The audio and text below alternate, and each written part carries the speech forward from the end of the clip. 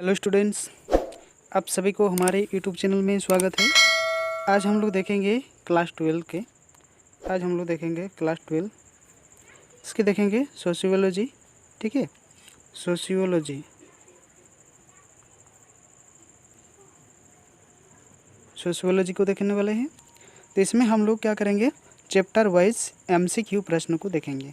ठीक है, तो आप लोगों को जो आप लोगों का जो एग्ज़ाम है, इस एग्ज़ाम को देखते हुए इस चैप्टर वाइज अगर हम लोग क्लियर कर लेंगे तो हम लोग के एग्ज़ाम में कोई दिक्कत नहीं होगा।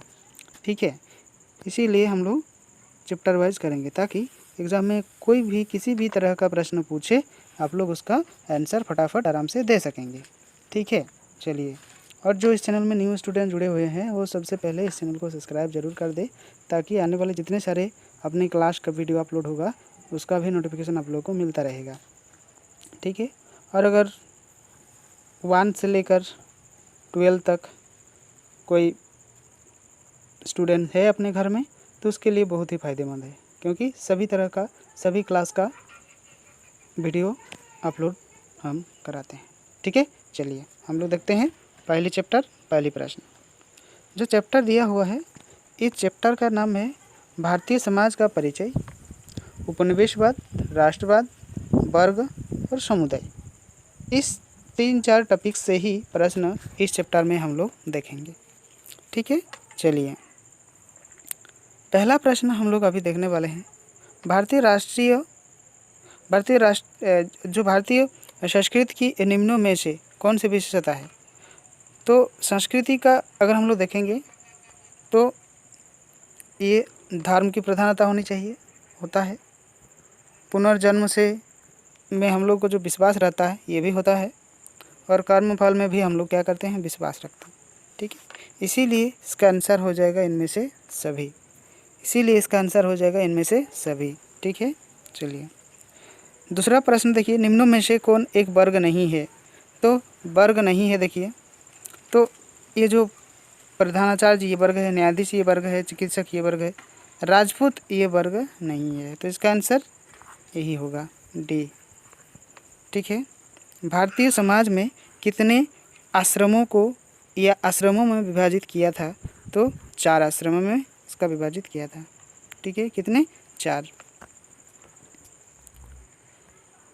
चौथा प्रश्न हम लोग देखेंगे अभी, प्राचीन भारतीय समाज कितने वर्षों में विभाजित था। तो 4, कितने, 4। निम्नों में से कौन जनजाति नहीं है। तो चौपाल जो है ये जनजाति नहीं है, चौपाल जो है ये जनजाति नहीं है, ये संथाल जनजाति है, भील जनजाति है, खासी जनजाति है। ठीक है, चलिए समाजशास्त्र का जनक किसे कहा जाता है। तो समाजशास्त्र का अगर हम लोग जनक को जानेंगे तो अगस्त कामटे इसका राइट आंसर है। ठीक है, चलिए निम्नों में से कौन भारतीय समाज की विशेषता है। तो अनेकता में एकता, इसका आंसर हो जाएगा अनेकता में एकता। ठीक है, चलिए 8 नंबर प्रश्न देखिए, भारतीय समाज में उपनिवेशवादी शासन के क्या कारण थे।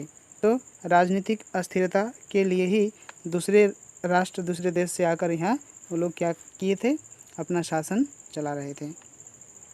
निम्नों में से कौन एक वर्ण है, क्या है, वर्ण है। तो ब्राह्मण एक वर्ण है। ठीक है, चलिए समाजशास्त्र की स्थापना किस वर्ष हुई। 1838 में। कब हुई, 1838 में। ठीक है,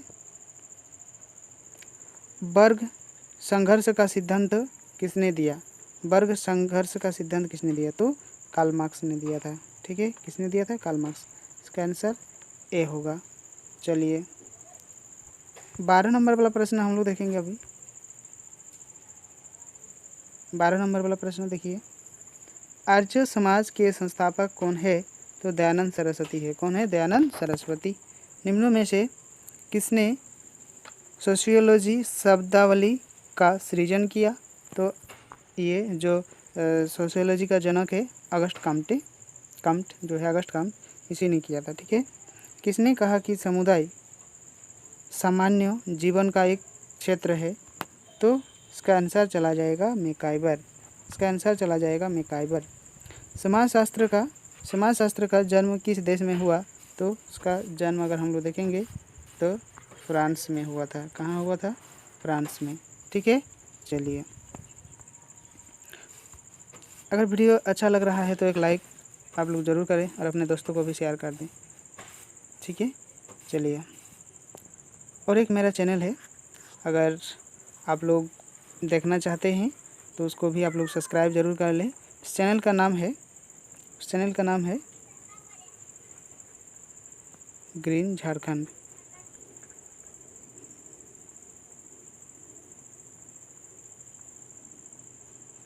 ग्रीन झारखंड ये फूल पौधा से संबंधित है। अगर कोई इसमें इंटरेस्ट है तो आप लोग इसे सब्सक्राइब कर सकते हैं। ठीक है, बहुत सारा वीडियो इसमें भी अपलोड किया हुआ है।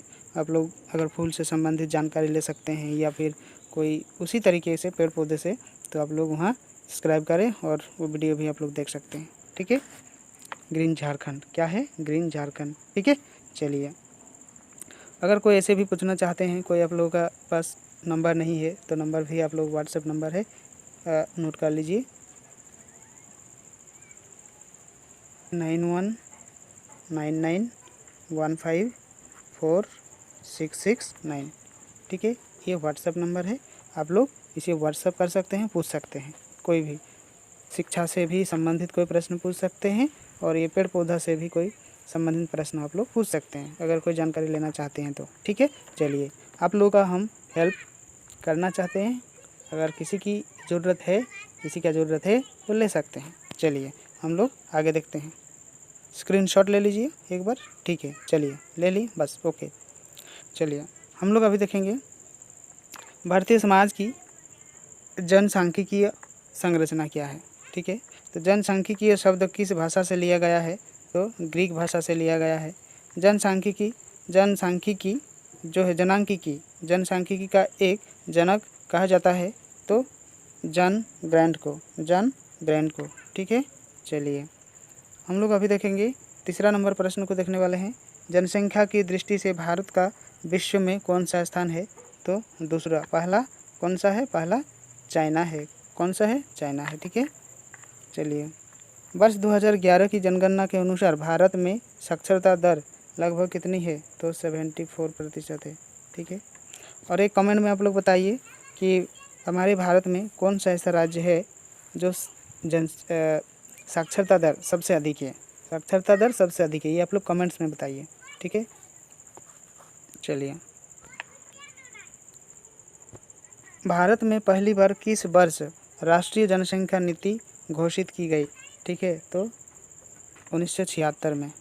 ठीक है, चलिए निम्नलिखित में से किसका संबंध जनसंख्या के स्वयं समायोजन चक्र सेल्फ एडजस्टिंग साइकिल जिसे हम लोग कहेंगे, ये किसने किए थे? एडम स्मिथ के द्वारा। किसके द्वारा? एडम स्मिथ के द्वारा। ठीक है, चलिए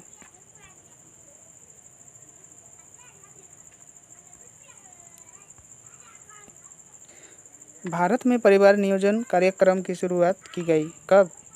तो 1952 में। ठीक है, निम्नों में से जनसंख्या के किस परिप्रेक्ष्य को सहजनांकिकीय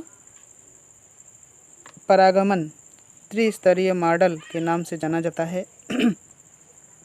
तो इसका आंसर हो जाएगा आपका ऐतिहासिक परिप्रेक्ष्य के आधार पर। ठीक है, चलिए हम लोग देखेंगे जनसांख्यिकी के अध्ययन में निम्नों में से किसे सम्मिलित किया गया है? तो इसका आंसर अगर हम लोग देखेंगे तो ये तीनों राइट आंसर, जनसंख्या का वितरण, जनसंख्या का बनावट और जनसंख्या के आकार का परिवर्तन, ये तीनों। इसमें से सभी होगा, इनमें से सभी होगा। इसका आंसर क्या होगा? सभी। ठीक है, इनमें से सभी। उसके बाद देखिए भारत में जनसंख्या की वृद्धि का मुख्य कारण क्या है? धार्मिक एवं भाग्यवादी मान्यताओं का प्रभाव और अज्ञानता एवं अशिक्षा, यानी कि सी। उपरोक्त तो दोनों इसका राइट आंसर होगा। ठीक है, भारत की राष्ट्रीय जनसंख्या नीति 1976 में निम्नों में से कौन सा प्रावधान किया गया है? तो ये विवाह हेतु न्यूनतम आयु क्रमशः लड़के की आयु 21 वर्ष और लड़की की आयु 18 वर्ष।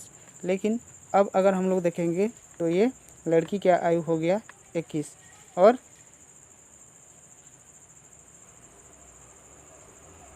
इसका 4 साल हम लोग ऐड करेंगे तो 25 हो जा रहा है, तो लड़का का।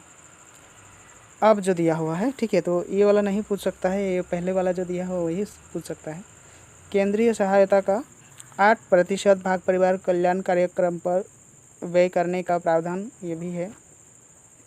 और औपचारिक विद्यालयी शिक्षा में जनसंख्या शिक्षा की अनिवार्यता ये भी ज़रूरी है। तो उपरोक्तों में से सभी होगा इसका आंसर।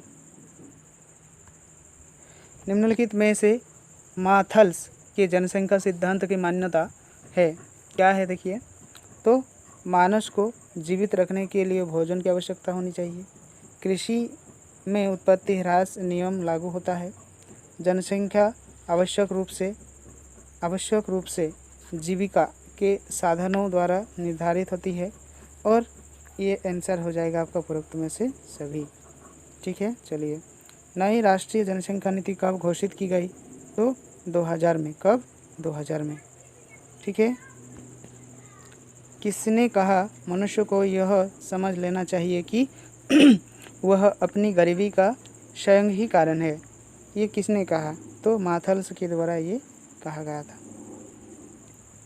जनांकी विज्ञान है, जनसंख्या का अध्ययन करता है। किसकी? जनसंख्या का। ये आप लोग जियोग्राफी में पढ़ चुके होंगे ये चैप्टर। ठीक है, ये चैप्टर जियोग्राफी में बहुत अच्छे से दिया हुआ है। अगर आप लोग का जियोग्राफी है, भूगोल, तो उसमें आप लोग पढ़ चुके होंगे। ठीक है, बहुत ही इंपॉर्टेंट चैप्टर है। जियोग्राफी में भी बहुत सारा ऐसा इसी चैप्टर से प्रश्न जो है आता है। ठीक है, बहुत सारा प्रश्न आता है। चलिए 16 नंबर वाला प्रश्न देखिए। 2001 की जनगणना के अनुसार भारत में प्रति 1000 पुरुष पर स्त्रियों की संख्या जो है वो 933 है। भारत में जनाधिक्य का मूल कारण क्या है? तो सामाजिक सांस्कृतिक कारक ही इसका मूल देखते हैं। ठीक है, चलिए हम लोग अभी देखेंगे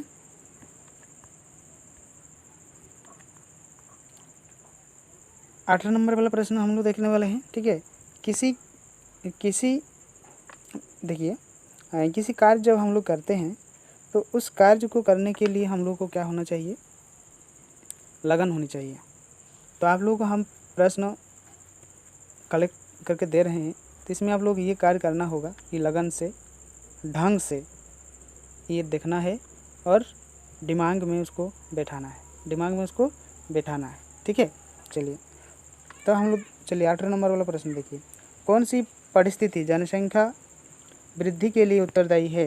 तो शैक्षिक स्तर। ठीक है, भारतीय समाज का इतिहास कितने वर्षों की अवधि का है? 3000 वर्ष। ठीक है, 20 नंबर वाला प्रश्न देखिए। 20 नंबर वाला प्रश्न देखिए आप लोग। इनमें से जनसंख्या वृद्धि का परिणाम कौन नहीं है? तो ठंडे मौसम में सर्दी लगना, ये कोई कारण नहीं है, बाकी सब है। किस राज्य में साक्षरता दर सबसे ज़्यादा है? ये केरल। तो हम आप लोगों को एक प्रश्न पूछे थे, उसका कमेंट में आप लोग आंसर दीजिए। ठीक है, अगर जान गए हैं तो आप लोग कर पाएंगे क्या पूछे थे। 22 नंबर वाला देखिए। जनांकी की शब्द का सर्वप्रथम प्रयोग किसने किया?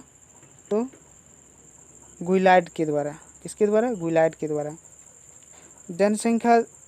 जनसंख्या की दृष्टि से विश्व में किसे प्रथम स्थान प्राप्त है? तो ये चाइना का है और सेकंड हमारा भारत का है। ठीक है, चलिए अब आए हम लोग तीसरा चैप्टर, ग्रामीण नगरीय संयोजन एवं विभाजन। इसमें हम लोग देखेंगे भारत में ग्रामीण सामाजिक जीवन की प्रमुख निर्धारक संस्था जो है क्या है देखिए। तो इसमें से जाति है, गांव है, संयुक्त परिवार है, तो इसमें से सभी इसका राइट आंसर होगा। ठीक है, चलिए गांव ग्रामीण समाज की एक प्रमुख इकाई है। यह एक रंगमंच है। यहाँ ग्रामीण जीवन का प्रमुख भाग स्वयं प्रकट होता है और कार्य करता है। गांव सामूहिक निवास स्थान की प्रथम स्थापना और कृषि अर्थव्यवस्था की उत्पत्ति है और गांव की उक्त परिभाषा हम लोग को देना चाहिए। तो किसने दी है? तो इसका आंसर हो जाएगा आपका AR Desai. AR Desai. Professor SSC Dubey ने गांव का वर्गीकरण किस आधार पर किया है? तो इसका आंसर चला जाएगा जनसंख्या, आकार तथा क्षेत्रफल के आधार पर गांव का वर्गीकरण किया गया है। मानव समुदाय को 3 प्रमुख भागों लघु कृषक और बृहद समुदाय के रूप में किस समाजशास्त्री ने वर्गीकृत किया है? तो रॉबर्ट रेडफील्ड के द्वारा। ठीक है, चलिए अब हम लोग देखेंगे इसका 5वां नंबर वाला प्रश्न। 2011 की जनगणना के अनुसार भारत की लगभग कितनी प्रतिशत जनसंख्या गांव में निवास करती है? तो 68.8% गांव में, बाकी शहर में। नगर एक ऐसा समुदाय है जिसे अन्य समुदाय से जनसंख्या के आकार, घनत्व, व्यवसाय की दृष्टि, प्रकृति तथा सामाजिक संबंधों की प्रकृति आदि विशेषताओं के आधार पर कृषक या पृथक किया जा सकता है। नगर की उक्त परिभाषा हम लोग को देना है। ठीक है, तो CP लूमिस के द्वारा दिया गया है, CP लूमिस के द्वारा। ठीक है, निम्नलिखित में से नगरीय समुदाय की विशेषता क्या है? तो नगर में क्या करता है? द्वितीयक संबंधों का प्रावधान होता है। द्वितीयक, तृतीयक, ये तीनों चीज़ वहाँ रहता है। ठीक है, चलिए हम लोग आगे बढ़ते हैं। ग्रामीण नगरीय सत्वत्व क्या है की अवधारणा तो रॉबर्ट रेडफील्ड के द्वारा ये दिया गया है। ठीक है, हम लोग देखेंगे यह कथन किस समाजशास्त्री से संबंधित है कि गांव और नगर दोनों ही समान है। इनमें न दूसरे की तुलना में अधिक प्रकृति है और न ही कृत्रिम है। तो यह मैकाइवर एवं पेज के द्वारा ये दिया गया था, मैकाइवर एवं पेज के द्वारा। ठीक है, सरोकिन एवं जिमरमैन ने ग्रामीण और नगरीय समुदाय के बीच पाए जाने वाले विभाजन के कितने आधार बताए हैं? तो 8 आधार बताए हैं। कितने? 8। ठीक है, ग्रामीण एवं नगरीय समुदाय को पृथक करने का मुख्य आधार क्या है? तो मुख्य आधार क्या है? व्यवसाय की प्रकृति। ठीक है, इसके बाद हम लोग देखेंगे निम्नों में से कौन ग्रामीण समुदाय की प्रमुख विशेषता है? तो कृषि पर आधारित। क्या है? कृषि पर आधारित। ठीक है, चलिए फटाफट हम लोग देख लेते हैं बाकी प्रश्न को।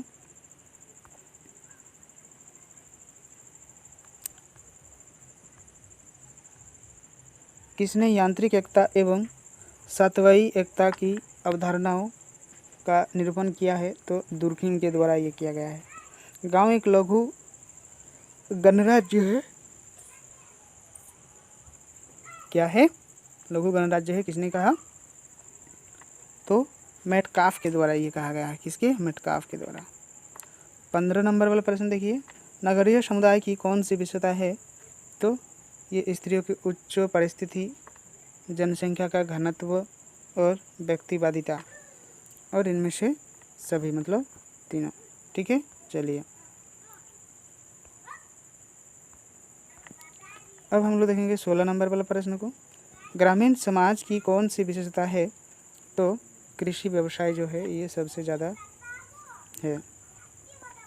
इनमें से कौन एक कृषक समाज है? तो गांव में सबसे ज़्यादा कृषक समाज हम लोग को देखने को मिलता है। ठीक है, 18 नंबर वाला प्रश्न देखिए, संयुक्त परिवार व्यवस्था पाई जाती है कहाँ? ग्रामीण समाज में संयुक्त परिवार। ठीक है, समाज का निर्माण निम्नों में से किससे होता है? तो व्यक्तियों से होता है, सामाजिक संबंधों से होता है और संस्थाओं से होता है। यानी कि ये डी आंसर होगा, इनमें से सभी इसका राइट आंसर होगा। तो आप लोग देख चुके होंगे ये वीडियो अंत तक। अगर आप लोगों को कोई प्रश्न पूछना है तो आप लोग जो व्हाट्सएप नंबर हमने दिए हैं उस नंबर पर